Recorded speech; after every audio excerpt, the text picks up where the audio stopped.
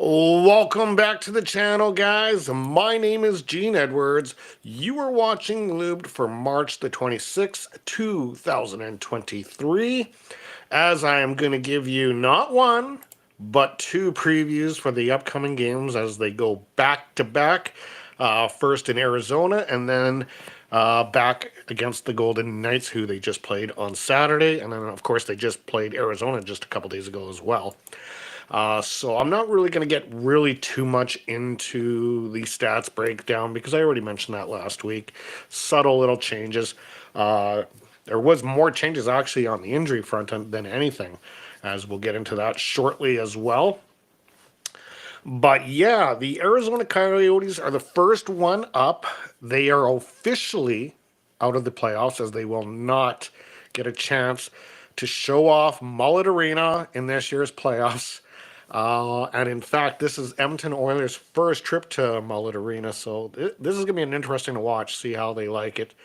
But they're going into this one with a 27, 34, and 13 record for 67 points, seventh in the Central, officially out of the 22-23 playoff picture. From what Nick Bjugstat was saying, the boards, I guess, in Mullet Arena are quite lively, so I'm going to be really paying attention to that, because apparently he also said the team knows how to utilize certain areas of the boards to get specific bounces going their way, so we're going to pay attention to that. As far as the Vegas Golden Knights go, a little bit of a disappointing, well, I wouldn't say it was a disappointing effort. I thought the effort was there. I thought I was a little disappointed at how both teams weren't really fighting. It was more of a chess match. I'll give you that. It was a chess match, but it wasn't that war on ice, that playoff war on ice that I was expecting to see. Lots of hits, lots of after the whistle, rough stuff. Not really too much of that, but it was definitely a chess match. Definitely a good game. However, they lost it in overtime. Vegas banks the 2 points. Oilers were able to get 1 point, but that, I would think, almost seals the deal for the Edmonton Oilers to get into this year's playoff, or sorry, to get the Pacific Division title this year. And for the Edmonton Oilers, they are currently sitting in third with a record of 41, 23, and 9 for 91 points. According to Money Puck, they are 99.99% to make this year's playoffs. So that to me tells me, yeah, they're definitely in. It would take a miraculous event for that to not happen. I think I don't know how you would add it all up, but Oilers are in the playoffs. And they will be on my Twitter poll question coming up a little bit as well regarding that. Okay, as far as the line combinations go, and this is updated. This was updated yesterday by Bob Stauffer. So right now, was there any changes? Okay, so Kane with McDavid and Yamamoto. Nuge is with Draisaitl and Zach Hyman. So there is one change right there because Nuge was on the third line last time. Bjugstad will be on the third line, centering Warren Foegele and Derek Ryan. Meanwhile, Devon Shore is in with Klim Kostin and Matthias Janmark. As far as your defensive pairings go, Darnell Nurse, Cody Ceci, Matthias Ekholm with Evan Bouchard, and Brett Kulik with Vinny Desharnais. I think it doesn't seem like Woody dabbles too much with that defensive pairings. We see subtle changes in his forwards, but he usually keeps those defensive pairings the same, or he'll go to the 11-7. He'll sometimes switch that up, but pretty much it does stay the same. As far as injuries go, now this kind of surprised me because there is a few to add, and this was only within, the last time they played Arizona was maybe 72 hours ago, and then they played Vegas on the weekend.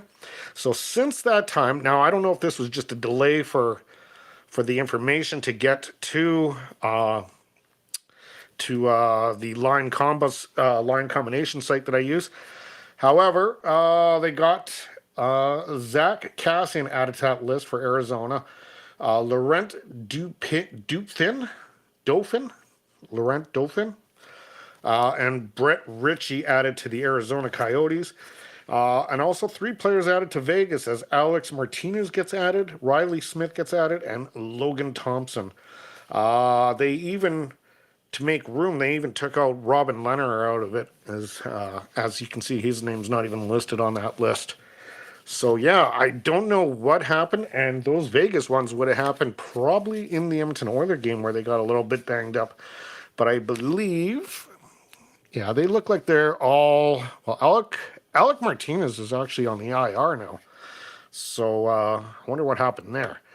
But Logan Thompson day to day, Riley Smith day to day. So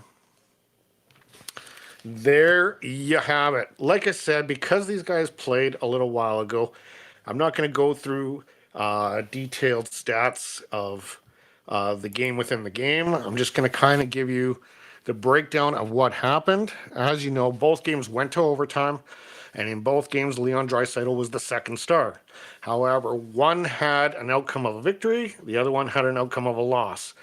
And yeah, the outcome of a victory against Arizona in overtime almost felt like a loss. And then obviously losing to the Vegas Golden Knights in overtime felt like a loss. So I don't know how to make out of it, but you'd think that things would have sailed a little bit better for the Oilers on that. They're happy that they got the OT win. That definitely sealed probably the fate of them hitting that area between, I would say, second, third, and fourth, maybe in the Pacific. I hope they don't hit a wild card spot, but we'll see what happens. Right now, honestly, guys, if I was a betting man, I'm almost thinking they're going to take on the LA Kings. It looks pretty close. I mean, there's still 9 games left. I believe it's 9, or is it 8? Regardless, there still is a chance for some movement before now and then that starts. But I think we are headed for another LA Kings series, which I've told you my feelings before. And last night, they proved again against who were they playing? Forgot who they were playing last night, but another dirty play as there was a player on the LA Kings that cross-checked somebody in the face. And yeah, so it was funny. I was just thinking about how dirty of a team they are, and boom, it comes right out of the woodwork again. I don't exactly remember who it was, but apparently there was some kind of cross-check to the face. Was it Calgary that they were playing? I'm not sure. But anyway, yeah, LA is known for that, and the league needs to address, like, a cross-check to the face is pretty goddamn brutal, if you ask me, no?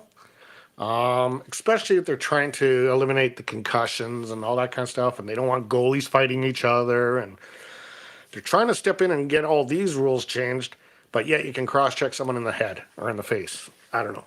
Doesn't make sense to me. So, anyway, let's move on to basically, like I said, these guys are going to have very similar stats as last time. I'm not really going to run over them. Vegas has a lot of good things about them. Arizona has a lot of bad things about them. It's just that simple. It's 2 contrasts. It's good and it's bad. It's just that simple. So let's go into the Twitter question. And like I said, I am making this very brief, and I'm very simplifying this particular episode because there's 2 games, and because these teams, we just played them just a few days ago. So it's not really needed for me to explain myself again, basically all these stats and all that kind of stuff. I did post them up there. If you guys want to pause the screen and just look at it, go ahead and look at it. Okay. The Twitter question for this week. Now, I want you guys to join in on it because I want to, like I said, I'm trying to make this as interactive as possible, this channel. So my question for you guys this week is, let me pull it up here, and it's already up. With 9 games remaining, where will the Oilers finish? First in the Pacific, second in the Pacific, third in the Pacific, or one of the 2 wild card spots? So definitely get your vote in on that. Would love to see some different results here and see what we expect. As far as last week's poll went, 100% of you guys, which was only a couple voters, said Vegas Golden Knights would be the ideal team to face. And I don't know, judging by what we saw on Saturday, I don't know how, like, I know LA's a tough opponent. But I don't know. I think I would take Vegas too, to be honest with you. Even though we lost to them just on the weekend. And they will be tough, don't get me wrong. But LA is probably the worst case scenario because of them being knowingly a dirty team. Anyway, guys, I think I yammered on a little bit long on this one, so I am going to leave it at that. Once again, there's 2 games coming up here.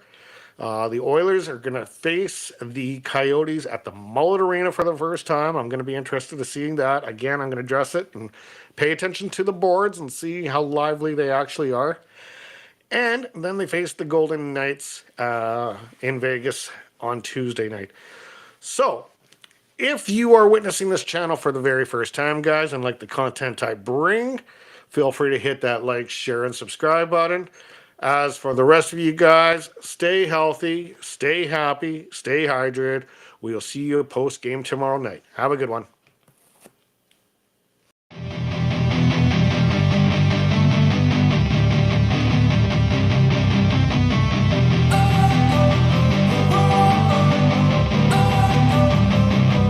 Don't wanna sleep in, cause I got something to prove. I gotta take what I hate and finally make a move. I think of you and all the shit you don't do. Well, I'ma make hella sure that I don't become you. I have no regrets, yeah, I'll tie up my chest. I'll never forget what it's like to be in debt. Been stabbed in the back bed